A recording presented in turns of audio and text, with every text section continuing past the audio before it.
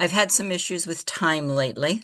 Um, and it previously would have been something that drove me crazy, because I have to do it right. And if I don't do it right, then there's something wrong with me. But um, between being retired and having a whole different approach to life where there are very few shoulds, and even the ones that I create as shoulds, I just sort of sometimes slough off. But I've just been very aware, and I've been seeing a lot of things. You know how when you get a certain thread in your brain, you see it everywhere? Thinking about the old stories and looking at the old stories I had, but I'm also looking at the old stories in society and how people you get put in a box based on one sliver of your life that someone has experienced.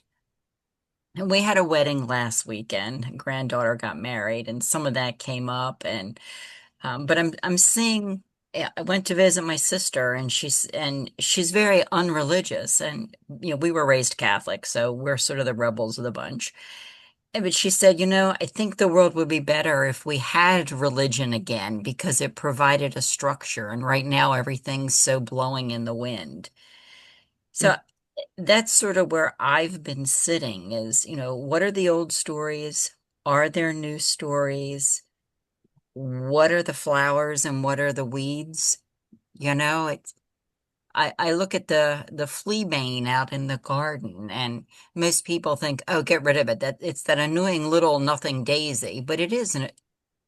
It's just a nothing daisy because it's not where it's planted. It has a mind of its own. And so I'm in this swirl of how do we figure out as we're swimming in this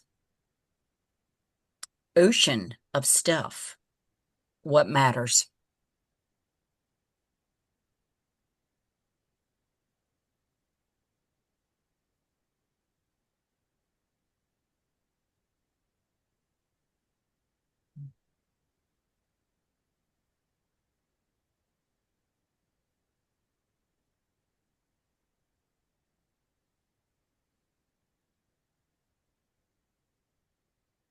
Go for it, Tennyson.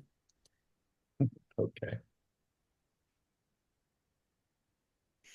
So you know that I love to play the game of wild associate this and that. And it's one of the reasons why I love you just starting Janice. Janet. I like kind of where you offer the slice of your life. Hmm. And then when I follow the wildly associative part of that, one is a Mark Nepo quote. Somewhere in the last couple of weeks I ran across it and he said, I believe in the sea of everything. Oh, And I think that's another layer of, look, I think it's all connected and there's plenty to learn from. So, yay. I find that is an encouraging kind of statement. I find it is a relieving kind of statement, and I feel happy with it. When I go back to some of the other stuff that you're speaking, the the absence of a religion, maybe we need religion. The way that I hear that is it's like we need a cohering structure, Mm. or maybe we're between cohering structures. So I don't relate so much from a religious ideology, but I do relate to things like the religion of kindness and the religion of hold the door open for your neighbor. Uh, the religion that is there's always room for one more at the table. And it seems to me, this is me checking it, because I think when I listen at the broader scales, the global scales, I feel pissy and I feel afraid and I feel angry and grumpy. But when I listen at the local level, there's just good stuff happening. And I think that's a theme that's shown up amongst the four of us, right? There's still puppies, there's still daisies, and there's still cups of tea. And I like it. I feel like I can hear your voice, Jerry, in my head that just says, you help your neighbors, you pay attention. And even though that might seem like a small thing in the great broadness of the world and the fearful patterns, I think there's something in me that goes, this is what my heart can comprehend right now. Hi to my neighbor walking her dog. How's your day? What a great day for a walk. And then, okay, so, and then I'm going to pull that back into the convening of groups that many of us do. And sometimes that simple conversation is, hi, how are you doing? How are you doing now? What is it that you care about now? What is it that you're afraid of now? And something in just creating the connection, maybe it's the religion of connection. Start with connection. Yay. And then when I go with time, the other piece that you started with, Janet, um, I think I'm trying to undo my relationship with time in the ways that I feel compelled to rush, in the ways that I feel compelled to produce, um, and in the reworking of that, what lives underneath all of that, because those are real things for me. And I think what lives underneath that and near it is the desire to be present, not obsessed with too much or too little time, but present with whatever is here. And I feel like when I say those things, there's some part of me that feels kind of zenny and and high valued, but and a little apologetic for that, like as if that's not the real world. And yet there's this part of me that says, fuck off. That is the real world, and the fuck off is as much for me as anyone. It's like, how do I more further internalize that kind of deliberate, conscious re-relationing with a lot of things? And time is a pretty important one in all of that. Okay, so in my wildly associative, I like the game of let's connect the dots or let's just draw lines between the dots. They don't even need to connect. That's where I start. This time thing is interesting because it gets back a little bit to what we were rambling about before we started recording. Is so many things that are part of my life now that uh, take time and yet give me pleasure that when I was young was nothing but misery, like weeding the garden. Like you couldn't get that over fast enough. Time was too slow. And now it's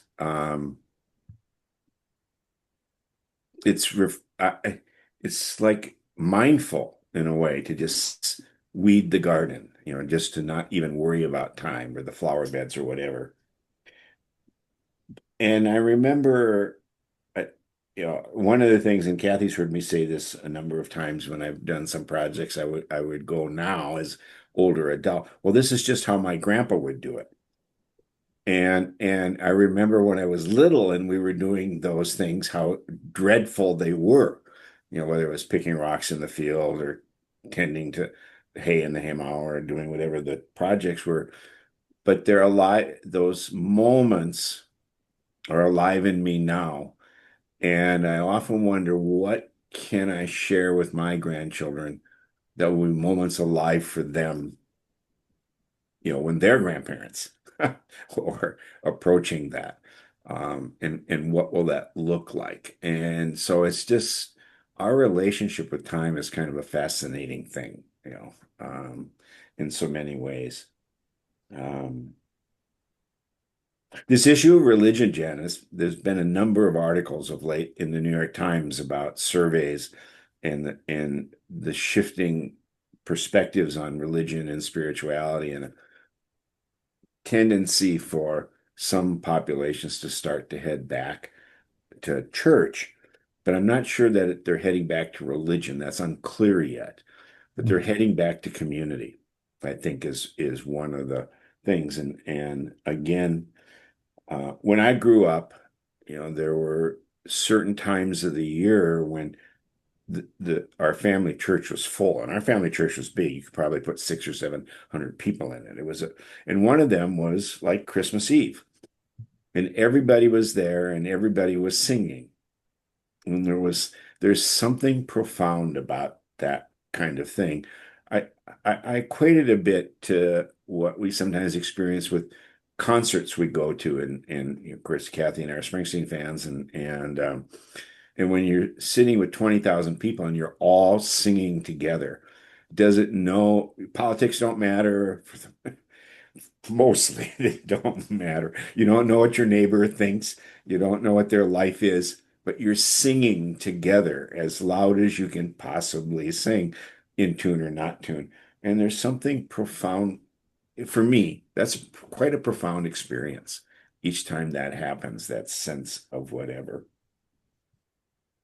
Um, I was going to talk about family a little bit, but I want to just throw in something that's a little bit of a curveball and we don't have to follow it. But yesterday, my daughter and her partner and neighbor couple went to see the Minnesota Twins. They got free tickets to go see the Twins in a baseball game. And so I watched my two grandkids, and they're 9 and 8. And they wanted to go up to the neighborhood park. And so typically I would go there when they were younger, but yesterday I said, that's fine, you can go. And Miles says, well, I've got my watch. He's got an Apple Watch. And I go, well, that's just great, but I can't connect to that. And so I texted my daughter and said, kids are going up to the park. I can't track them. But can you? So they're downtown Minneapolis at the Twins baseball game. And she texts back and says, yeah, we see them. They're at the park and they're playing. And I'm like, okay, isn't this amazing that, those kinds of things are plausible? I mean, when I was growing up, it didn't matter. We would wander 5, 10 miles away from home and nobody thought, but in an urban area of almost 4 million people, folks are a little more concerned about kids wandering. And I get that, but it's fascinating that we could do that. Like they could be downtown Minneapolis. I could be here.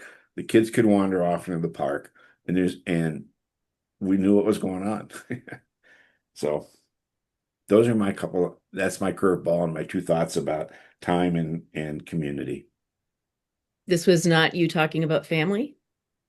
Well, it was, yeah.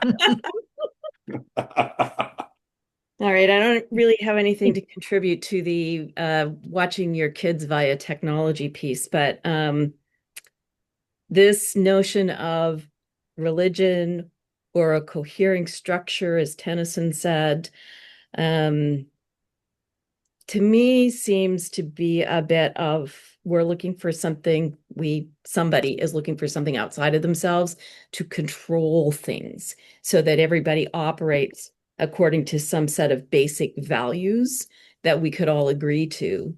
So it's an interesting yearning, I think, that some people have, thinking that religion or a cohering structure might be the answer to some of the challenges that we're seeing around relationship and communication and actual out and out conflict in our societies today.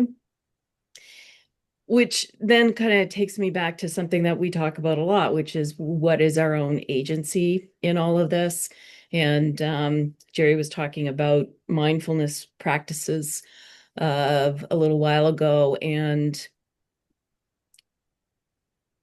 I don't know what this balance between my ability to act on my own individual basis is and some desire to have a collective that operates according to some basic set of values or principles that's the same for everybody. I think that's kind of where that comes from.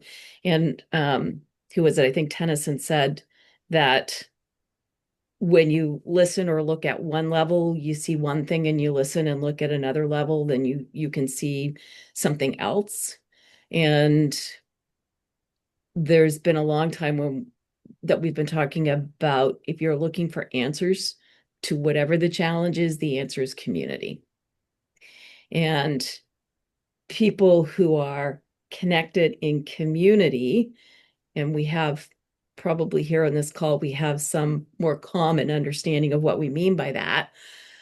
But there's all kinds of communities, and not all communities are aligned with the same kinds of values and principles that we bring to these conversations or we bring to our lives. Um, and there's a lot of chatter that I see right now about the need for people to be stepping into their own agency and taking actions at the local level, wherever that is, or at the individual level. So I understand that we have a yearning for something that reflects our values more. And I think this maybe we need to bring religion back, or this cohering structure or whatever is partly in response to how do we create something that has more influence and more influence along the lines of our own worldviews. I guess that's kind of where I go with some of that. And I just go back again to just individual agency. Mindfulness is a practice. Many people find that their own cohering structure. And in mindfulness, being able to discern what really matters on an individual and or family or community level. But I don't know what else there is. I feel like we're in a time of good versus evil, but your interpretation of what's good or what's evil is dependent on your worldview. I would say that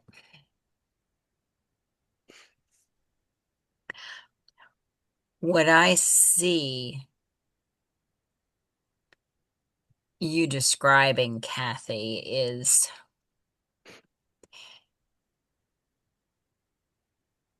let's just say in the 1950s, we all knew the rules and we all knew what was good and was bad. And we went to church and we paid our taxes and we were good citizens and whatever other things you were supposed to be. And then we came into a time that was more about individual agency. And that became the dominant thread. And I think that thread made us vulnerable to manipulation because then we went into a period, and we're still in it to some extent, of wanting to find community of like-minded people. We have affinity groups. If you are a group that has been on the outsides, we want to make sure that you're now on the insides. And it, we've I think we've gone too far to try to have open arms to everyone. And I'm not saying it right, but it means that there's been a loss of a collective. And I think that loss of connective is what's newly emerging, whether it's community, whether it's family, whether it's church, whether it's religion, politics. Everybody's trying to find their kin in something that is outside. And it's not either or, it's both and. Mhm. That we need individual agency, but we have an equal, if not stronger, need to join with people. And to what you said, Jerry, I've been aware that when I talk to people, I'm energized because I'm getting more oxygen. When I laugh, I'm getting more oxygen. When we sing, we're getting more oxygen. So all these things are just the most basic things. I need air. And we're trying to find more ways to get more air, if that makes sense.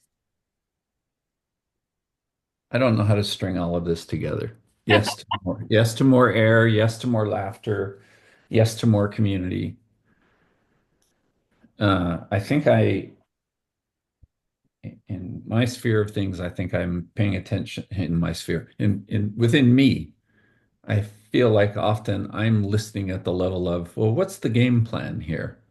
And Ah, that's code for me to say, what is simple in all of this that I can do, B, that aligns with, that's helpful.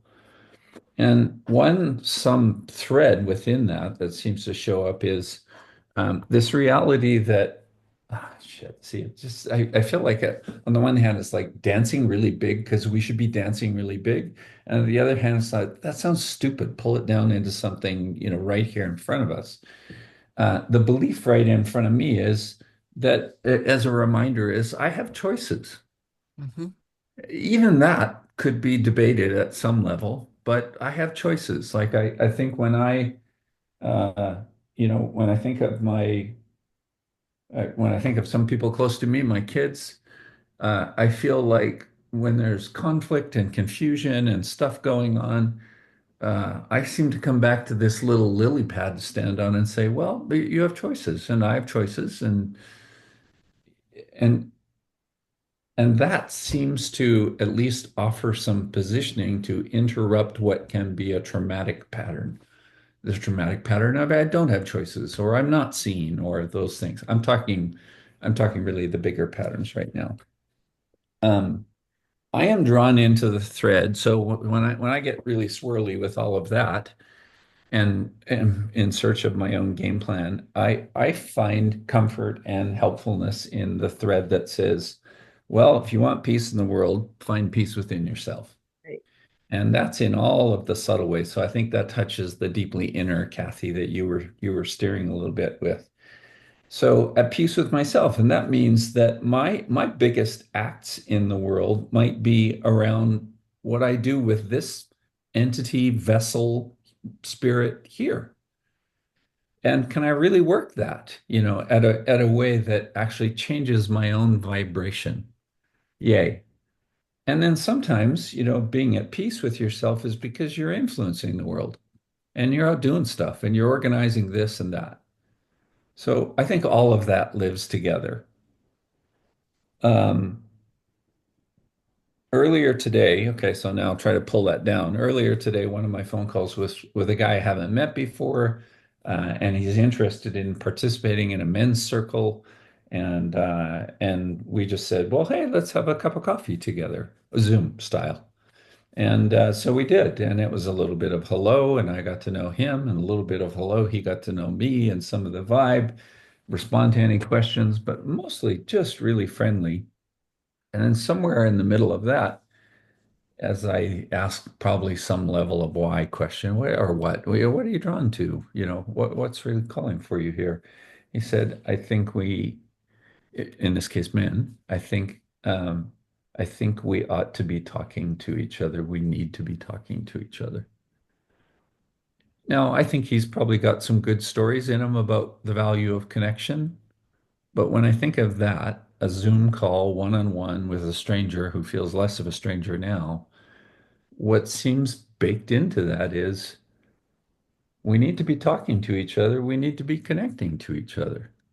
I know that, here's my little four-colored pen that I love so much. I know that if I really want to, I could find a group of people passionate about this pen. I can find passion about anything. Any of us can find passion about anything. So it seems to me that I think we're trying to, I'm trying to find, I think many of us are trying to find a, a new set of rules that aren't about knowing the rules. Holy hell. Because even like where that's coming from for me is Janet, when you say, back 50 years ago, we knew the rules. Well, that was probably true for some people, but not for others. And it's always been not true. And, 50 years ago, we didn't have our phones in our pockets to immediately go looking for the big four-colored pen community. That would be real luck if we found that. Now you can find whatever you want, most people within a heartbeat. So I don't know what coheres us. when all of that information and disinformation is at our fingertips. And when the realities of emotionally traumatized patterns are also present in and among us. It's where I have to come back to something so simple. And then it feels a little blah, blah, blah-y, so I'm going to stop. One quick comment and then another sort of, I don't know, different direction or same direction or whatever. But I have a friend, and Kathy's gotten to know him quite well, Ken, whose profession is media. He's retired now, but he buys newspapers and television stations and radio stations around the world. And 20 years ago, he was saying, we're going to see things like the toy train channel. In other words, information is going to become so compartmentalized that it is exactly what you were saying, Tennyson, is like the four-color pen becomes a compartmentalized group of people. And he was quite concerned about that and how he would advise television stations and media companies to deal with this compartmentalization. So it's been in the works a long time. But here where I live, and this is a little bit of a different direction, I'm trying to make it coherent with where we are, is this is the 5th anniversary of the death of George Floyd. It was Memorial Day weekend 5 years ago. Today is not the exact date, but it's the exact weekend. You could say the 5th anniversary of the murder of George Floyd. Pretty quickly, George Floyd Square was created. Kathy and I've been there. I've been there a few times. Kathy's been there with the fist in the middle of the street and everything. And we are still 5 years later, as the city of Minneapolis, arguing about what to do about that space. And when I read the varying suggestions, each one makes sense in their own way, but they're not the same. But there's been days now in the local paper of just conversations about where are we 5 years later? Where were you on that day? What did you experience that day? And across the community of people. And it's not to put forward any particular perspective on the issue, is just where are we as a community? And it's the conclusion I come to is we're really not anywhere in some ways.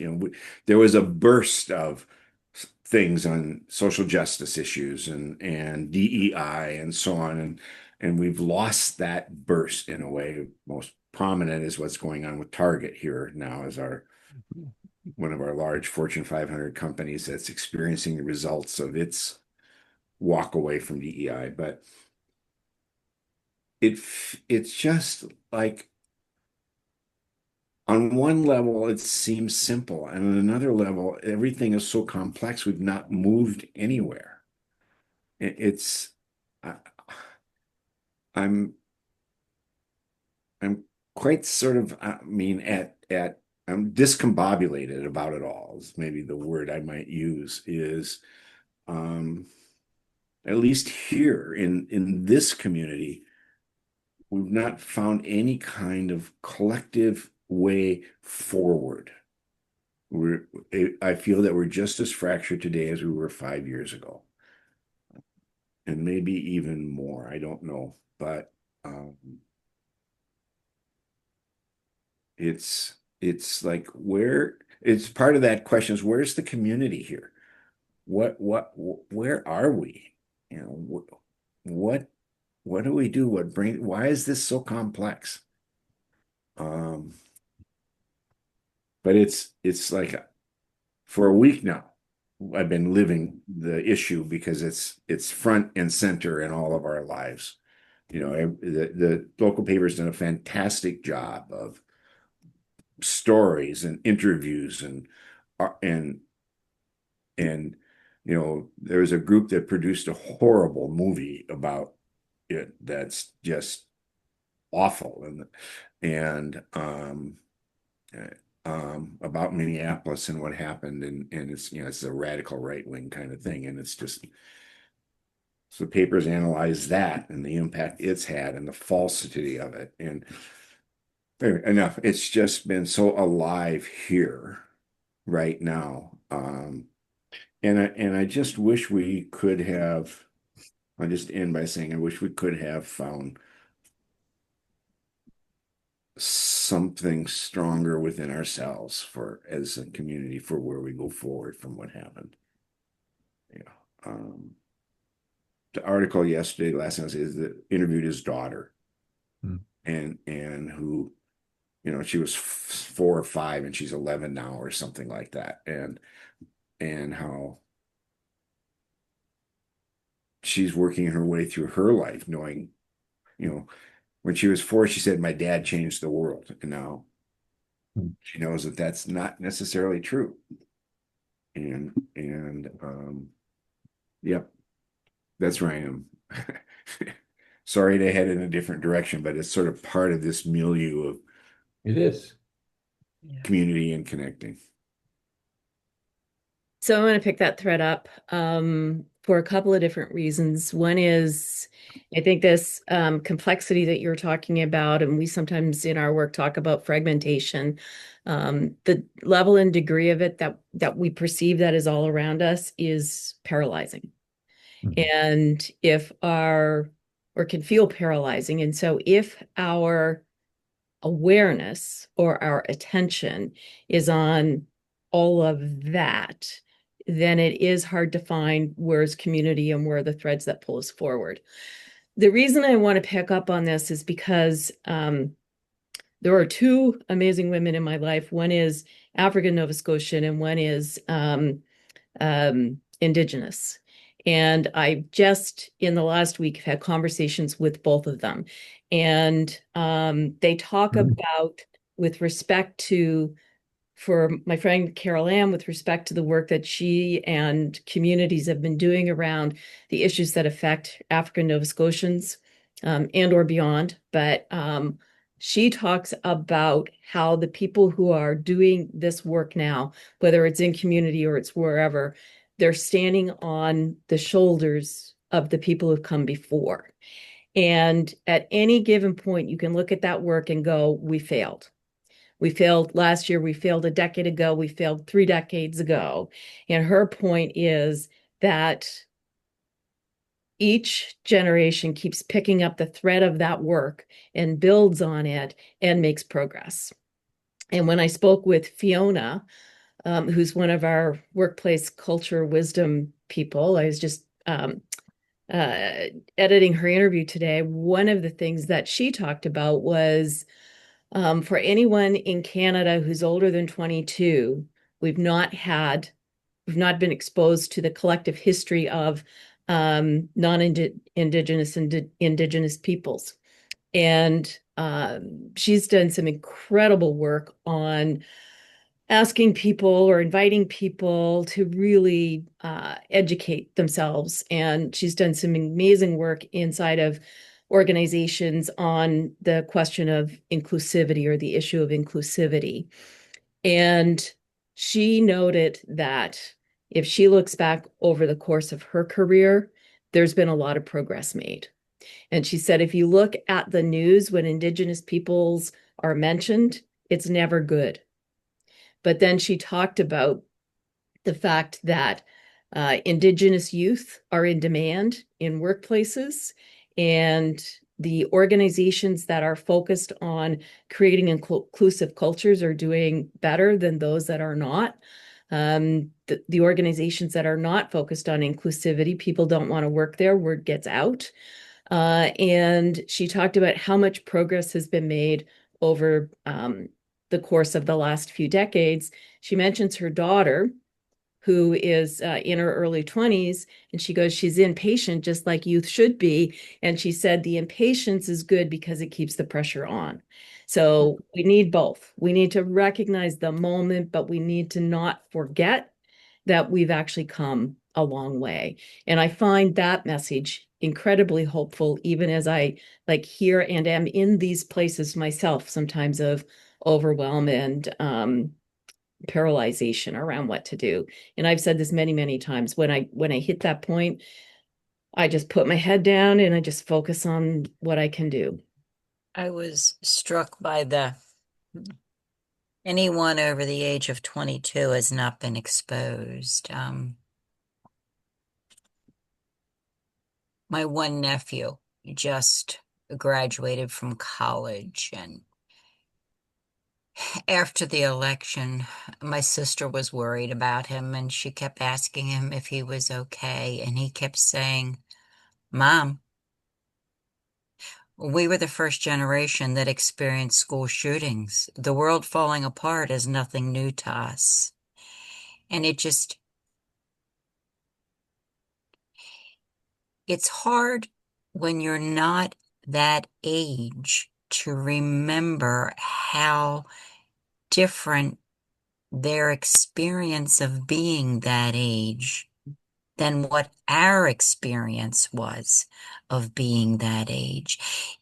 Things are moving so fast that it's hard to remember that their lives are so radically different from ours.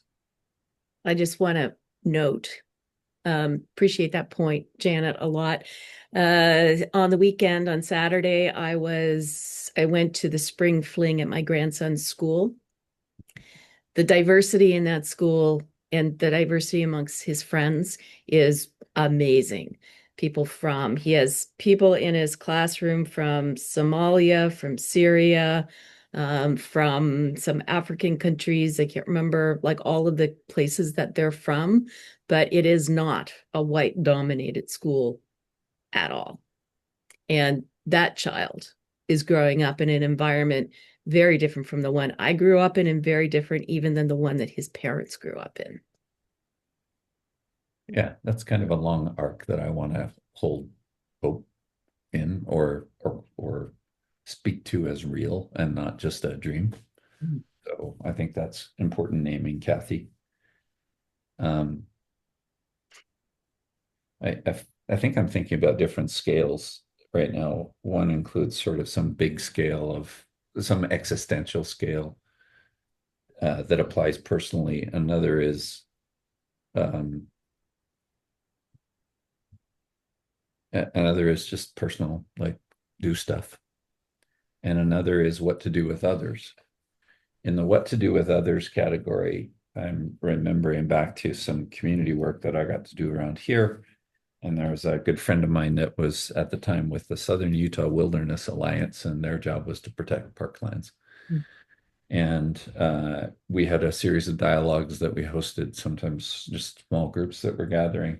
And I remember at one, she and I were hosting it in a small group of 7 or 8. And one person was really reactive and really launched, like almost, uh, yeah, just really launched into all the things wrong with the parks, all the things that the government's done wrong, all the things that the activists have done wrong. And I remember sitting in that circle wondering, ooh, what do we say next? And it was my friend Terry who offered it. She's just in such a calm and present way said, I don't know about all of those things, but I do know that it matters that we gather to talk. And I so appreciated her saying that at the time. And and I think that's a pretty good principle. I don't know about all of those things, but I know it matters that we're curious together or that we explore this together or we listen together. I find that to be useful and aligned. Earlier today, so shifting scales into something broader and maybe more existential, I was writing about courage, and David Whyte has a piece where he says courage is the measure of heartfelt participation with life. And I like that as a general framing, wherever you are, whatever your scale is, can you bring yourself forward with heartfelt participation? And whether that be with things known or things utterly mysterious or things utterly fucked up and confusing and maddening or things something else different than that. So I find that that reminder is a helpful reminder. Again, game plan style, my job is participate with life, whatever scale of it's in front of me. And then the last one, though, I feel it brings it back to a level of self. And maybe there's always been some layer no, I want to say it stronger. There's always been some layer of upheaval, turmoil, change, uh, uh, parties that fight. It seems to matter more and more that we claim personal practices. Mm. So have a practice, and whatever that is. Journal, ride the bike, meditation. These are things for me, right? But sometimes it's like go and pick a weed, go and pick up a piece of trash on the street. Whatever it is, it seems important to have it. And, I think a category of that is a reflective practice. But even there's an energetic, I think, that goes with practice. This is what I do. And a kind of emotional quality that goes with that. And I do it whether it makes a difference or not. I pick up that piece of trash on the street and it's there again tomorrow, but I still do it. That layer of self-practice seems to matter. That layer of existential participating with life seems to matter. And that layer of, look, I don't know about all of that, but I know it matters that we stay in conversation. Those are like three things that I land on. I'm wondering, and this might be a gross generalization, but I'm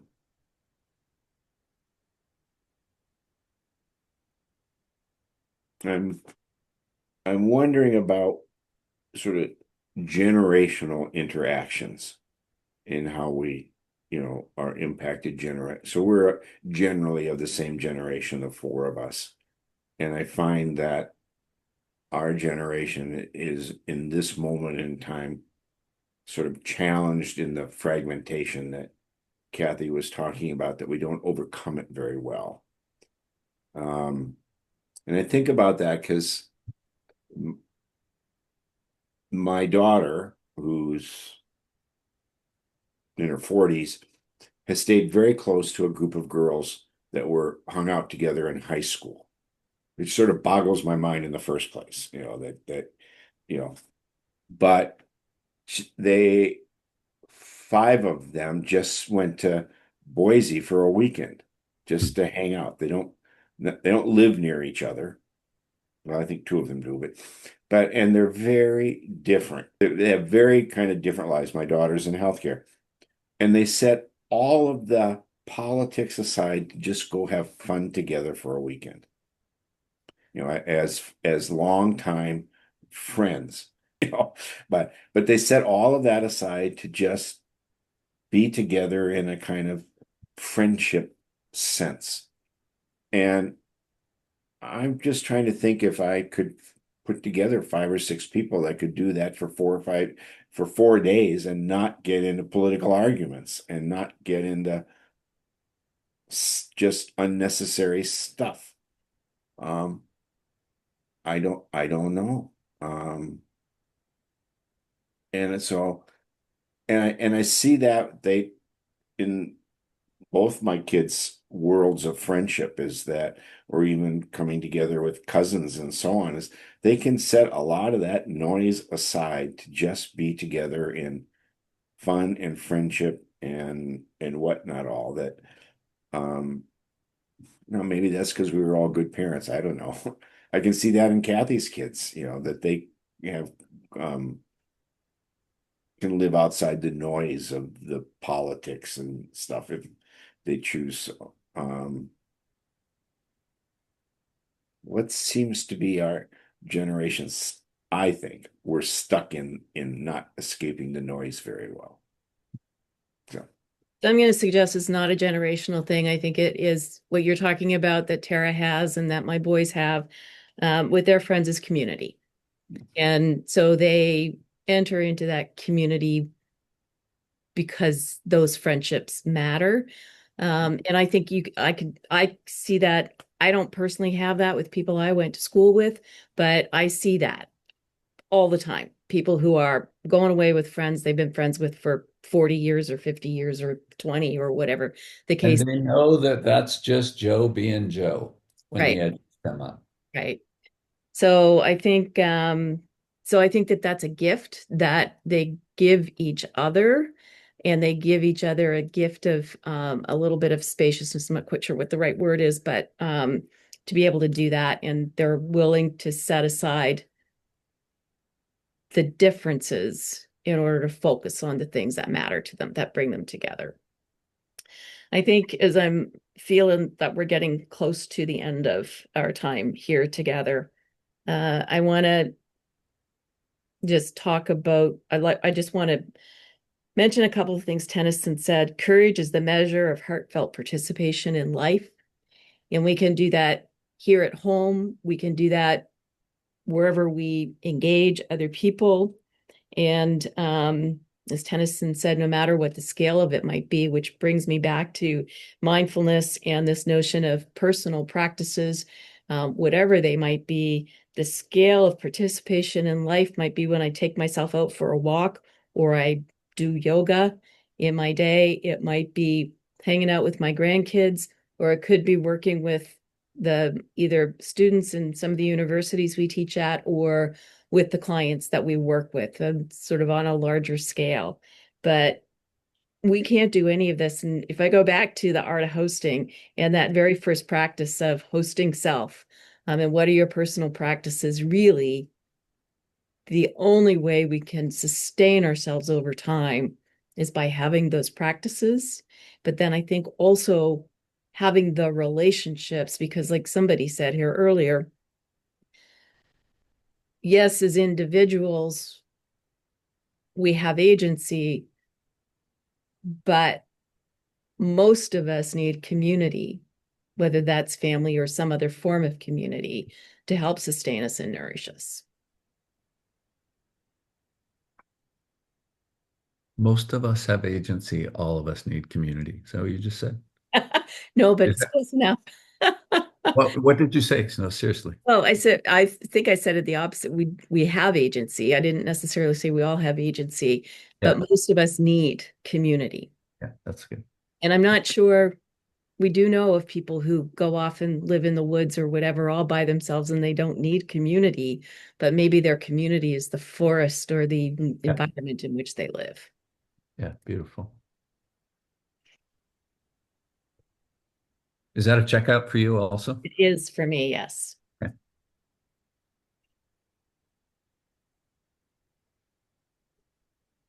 Well, I'll check out. I think that was a really helpful and clear framing to me. Um,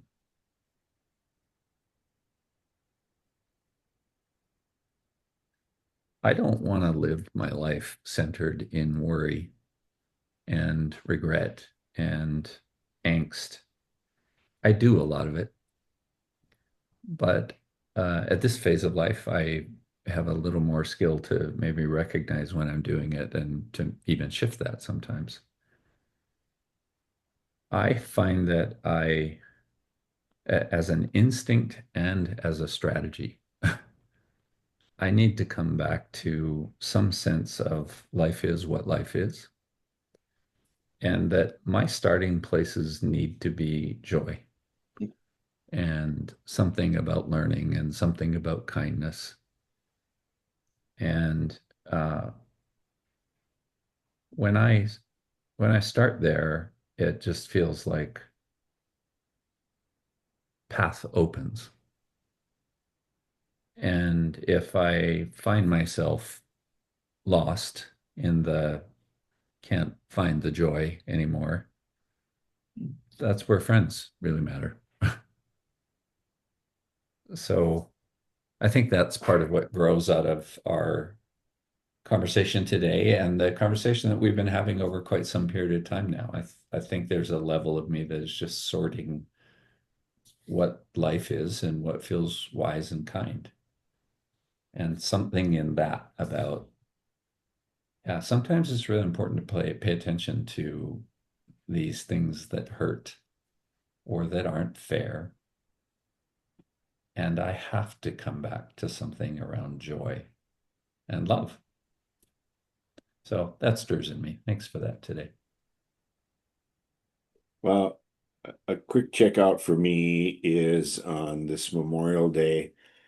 I just want to acknowledge the people that have passed that were part of my life that gave me love and care and that I could give love back to.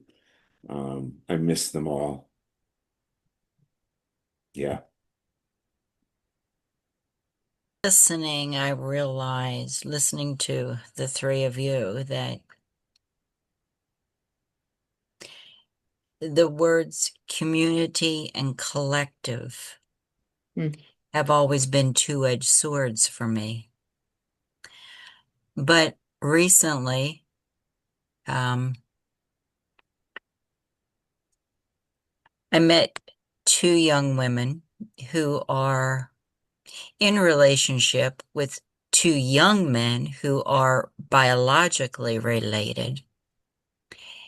And they are kin to me in ways that no one else is. So I think what I just would use that little bitty word. We're all looking for our kinfolk. And they give us joy, and we give them joy. It's the mutuality of it that quadruples the magic. It doesn't just double it. And we share it between us. And it's like this energy ball, and it is so incredible.